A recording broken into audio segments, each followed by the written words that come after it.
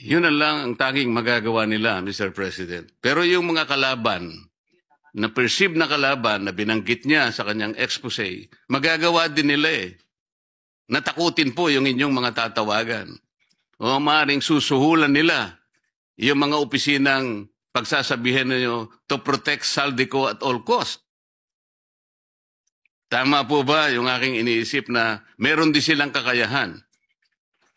Maliwanag na higit ang kanilang kakayahan dahil mabibigat ang binitawan niya sa makapangyarihang mga tauhan at opisyal. The first to be recognized is our distinguished colleague from Pampanga and Tarlac, no other than Senator Rodante Marcoleta, Mr. President. Senator Rodante Marcoleta is recognized for his interpellation.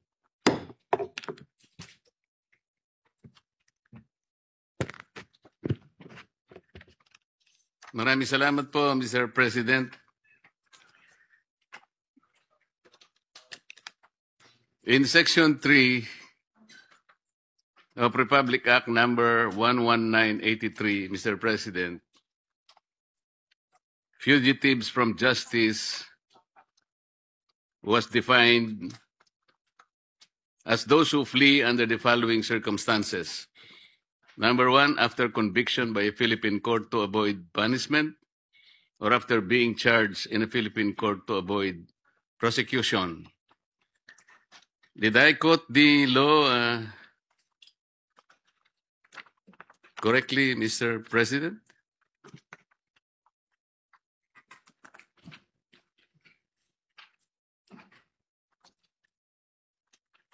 Mr. President, if I may respond, Majority Leader. Okay.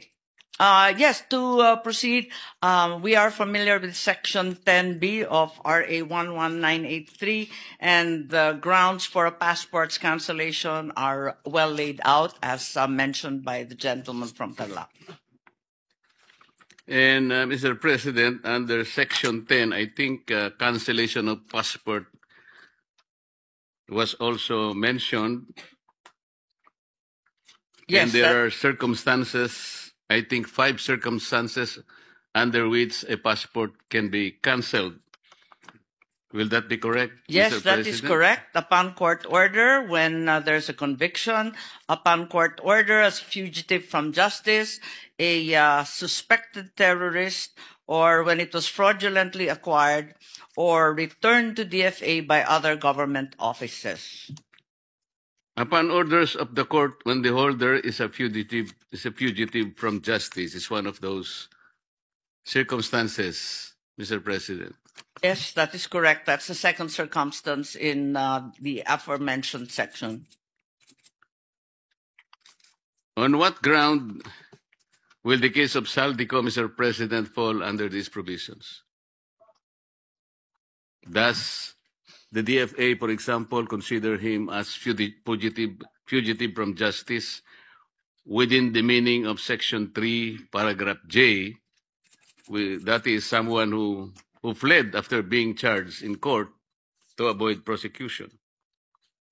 Yes, in theory, it would appear that the former congressman's case would fall squarely under this. However, the DFA explains that they are not yet in receipt of any such court order. Whereas, in fact, in the case of Attorney Harry Roque, as well as Cassandra Ong and the others involved in POGO, an omnibus resolution issued by Pasig Branch 157 was already received by the DFA, and hence it has canceled the passports of 5 individuals involved in that case. Mr. President, considering the magnitude of Mr. Saldico's expose, he mentioned personages even in the higher echelon of government.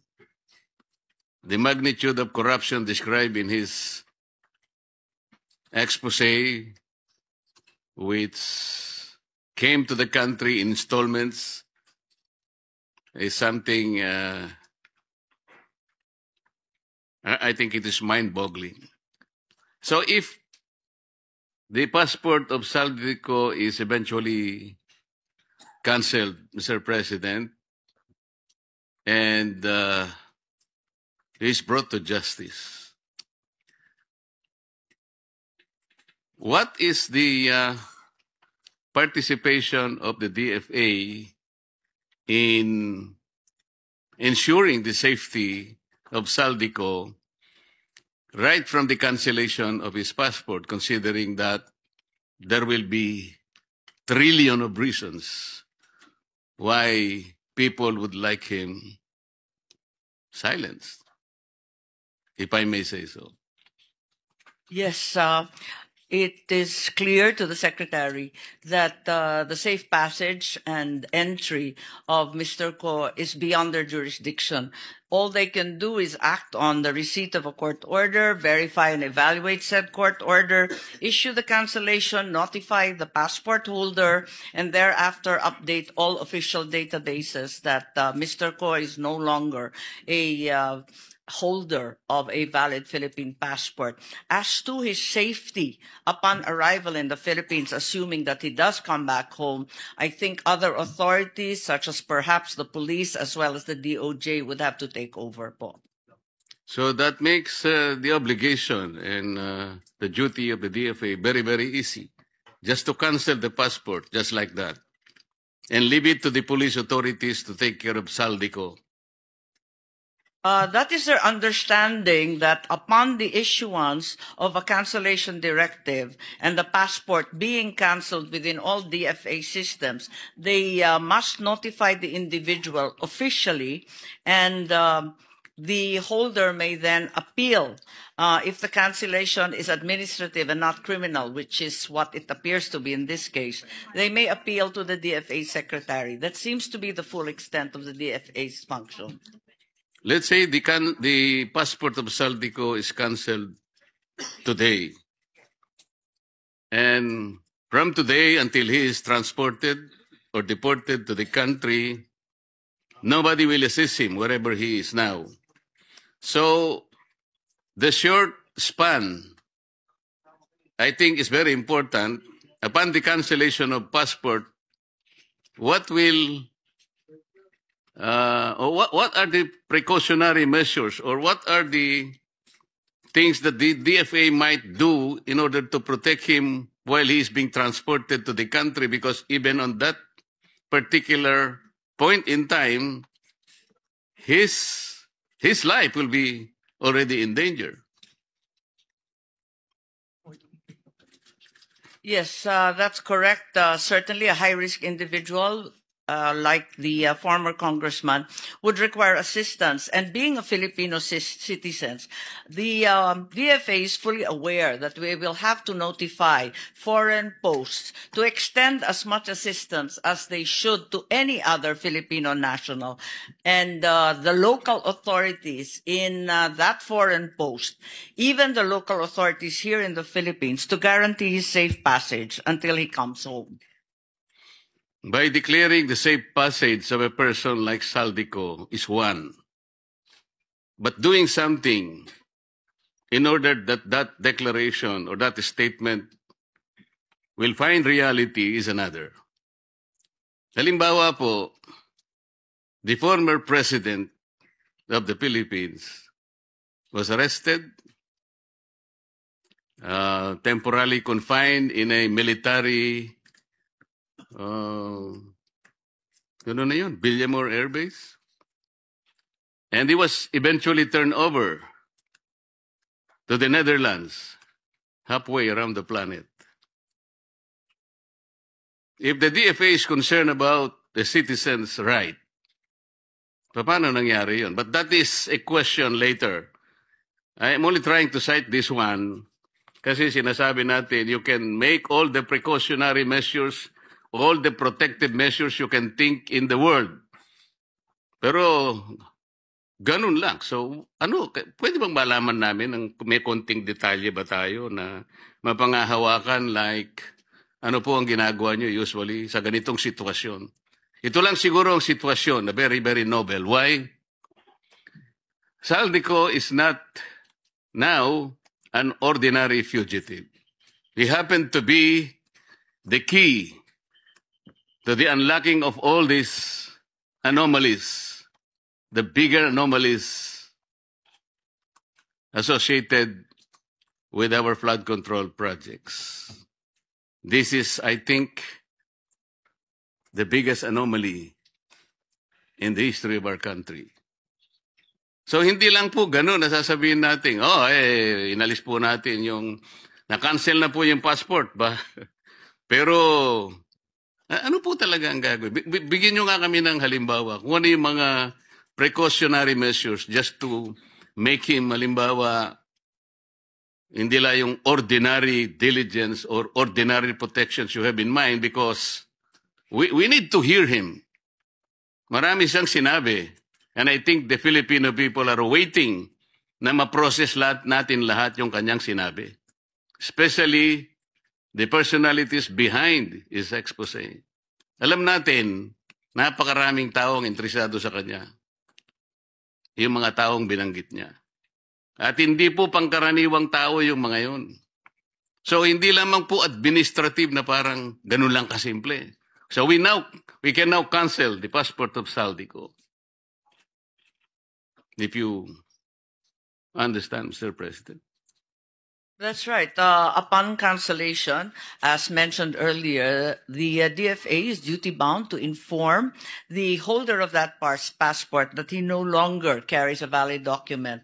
And thereafter, as they would for any other Filipino citizen, they must, to the extent of their office, be able to guarantee safe passage. Tulad nga ng sinabi ninyo, kakaibang testigo at passport holder si Saldico at kinakailangan yung safe passage nga niya magarantiya. So unang-una, yung mga foreign posts sa kanyang pinanggalingan, kung Portugal man yan o Japan o kung saan man siya, sasabihan natin yung mga Philippine Embassy at konsulado doon.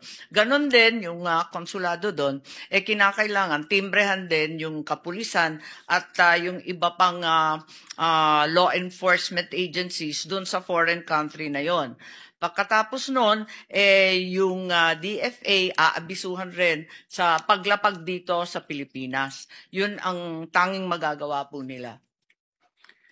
Yun lang ang tanging magagawa nila, Mr. President. Pero yung mga kalaban, na perceived na kalaban na binanggit niya sa kanyang expose, magagawa din nila Natakutin po yung inyong mga tatawagan. O maaaring susuhulan nila yung mga opisinang pagsasabihin niyo to protect Saldico at all cost.